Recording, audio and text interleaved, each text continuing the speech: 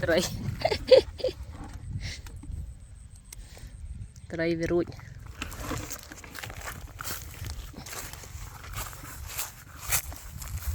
Mơ thân mất. Phải trời về nơi khá chạp đó.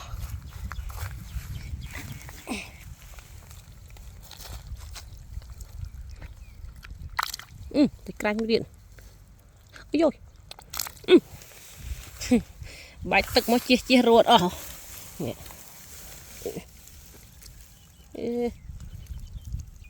Ôi dồi.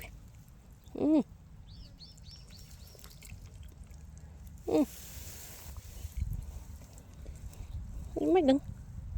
Ui. Đó nè.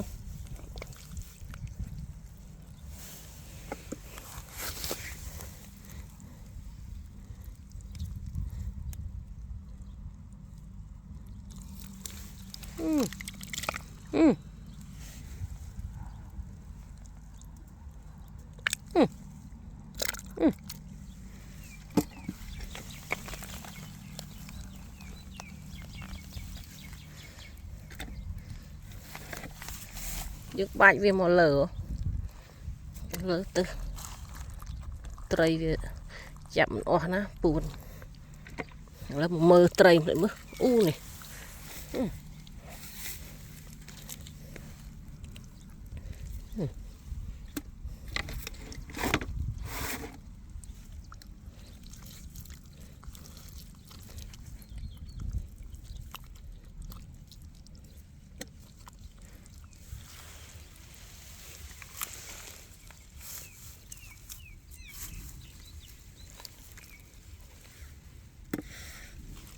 Ui trời. Ô, một đáy chồng một đáy từ trời cắn nhá. Bạch tức không? Bạch tức chia một níu mình.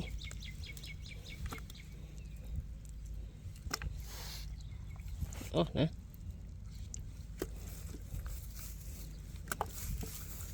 Ui nhẹ.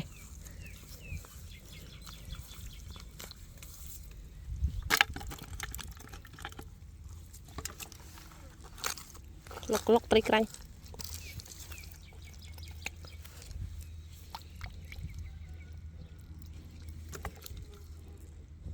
Trời điện.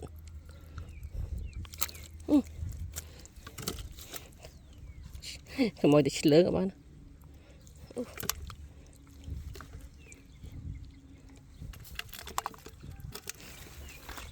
Chia tức không? Chia máu trời viện.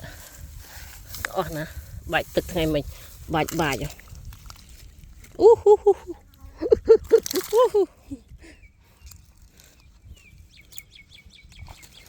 Chia bên đây mình nhủ. Rồi bây giờ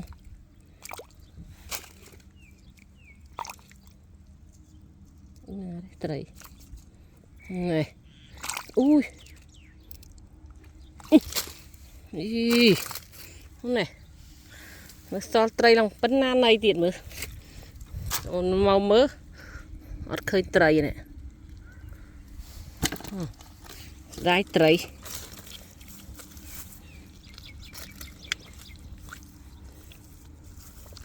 đừng hỏi xử ba nhỉ bạch tức chia màu của mình xóa nó miền ná là trời cô bình động này bạch phọc mà lơ này hiểu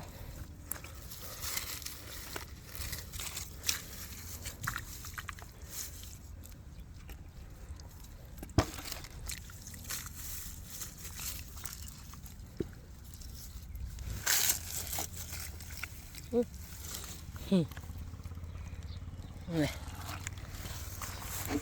rô mơ thân bạch ngày bánh về bạch được mình nhá bạch nó lừa cột này nó về thọc sân pếch tôi tập ở mò phong Việt Nam mơ tray nè tray rột pin đừng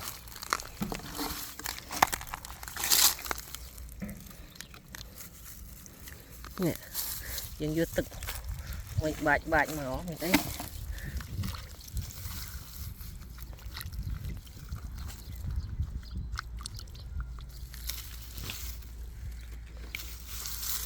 trời tận ọ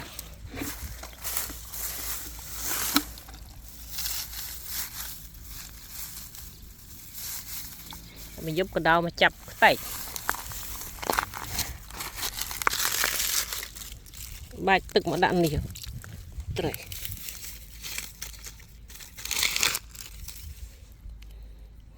tức là trời này bị rụi tâm bò cái chài mới mất lại miền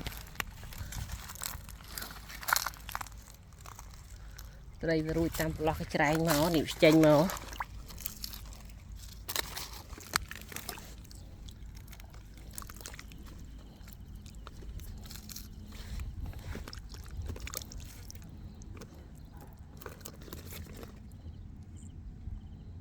lưỡng cái gì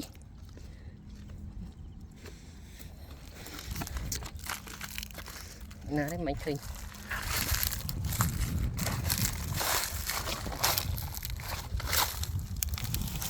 chia tức màu chia phọc màu bị nọ lớn lợn tức chẹp tôi lòng pin các bạn cô ở đây nó cô ở đây nó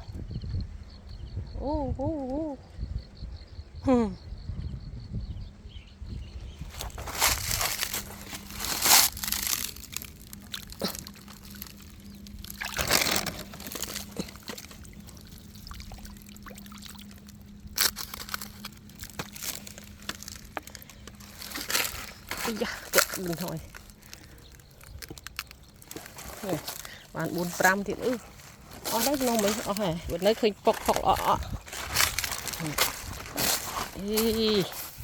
sẽ đại trầy bạn 45 mà ở hè nó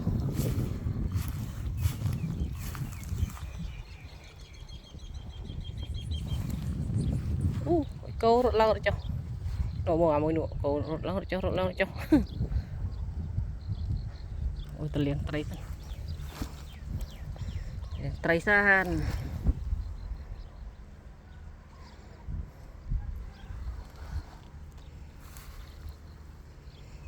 trầy san đang đây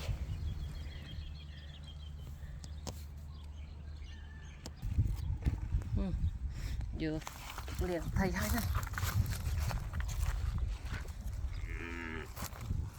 ê cô ít ao em mày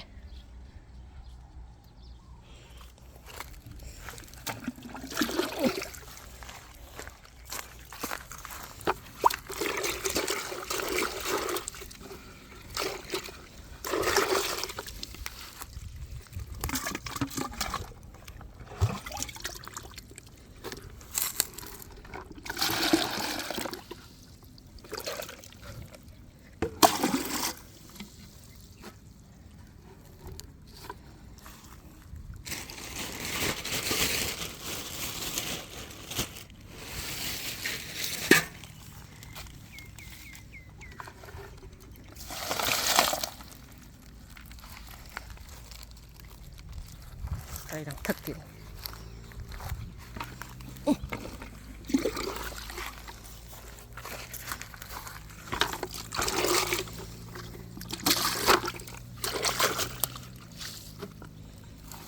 tập tịnh má mà thật lo bạn một nơi này mà thật lo bạn thấy nhé trời ấy mà thật lo bạn trời ớt